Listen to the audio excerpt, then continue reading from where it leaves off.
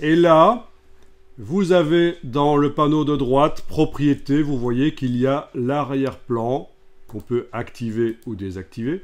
Et vous allez demander ici Action, quand aucun objet n'est sélectionné. Quand aucun objet n'est sélectionné, en cliquant à côté par exemple, vous avez dans Action, Adapter à l'image, vous cliquez là. Et là, vous allez laisser tout ça cocher et vous cliquez sur OK. Et ça va vous calculer les éclairages et vous positionner les objets sur le sol de manière à ce que ça ait l'air réaliste. Voilà. On peut enclencher le rendu rapide pour voir ce que ça va donner, surtout le métal, le verre. J'aimerais voir ce que ça va donner avec le rendu rapide. Voilà. Et bien voilà, c'est un peu mieux. C'est du verre, c'est du métal, et en principe ça reflète le décor.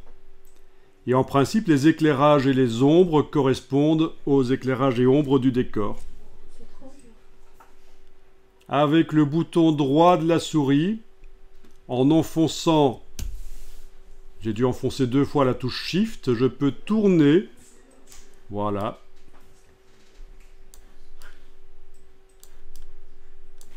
Avec la roulette de la souris et peut-être la touche Shift aussi. Non, ça devrait aller comme ça.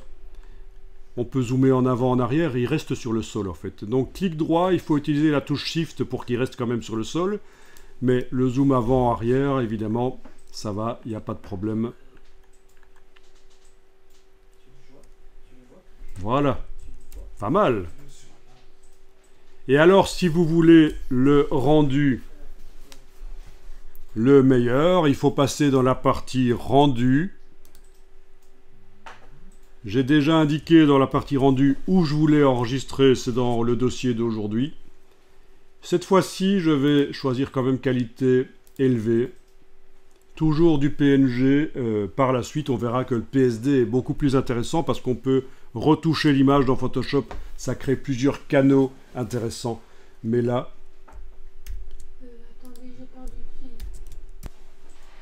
Voilà, c'est en train de calculer. Au départ, c'est toujours foireux comme ça, mais après, ça se précise.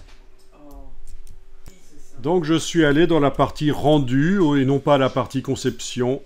Et j'ai demandé qualité élevée, PNG.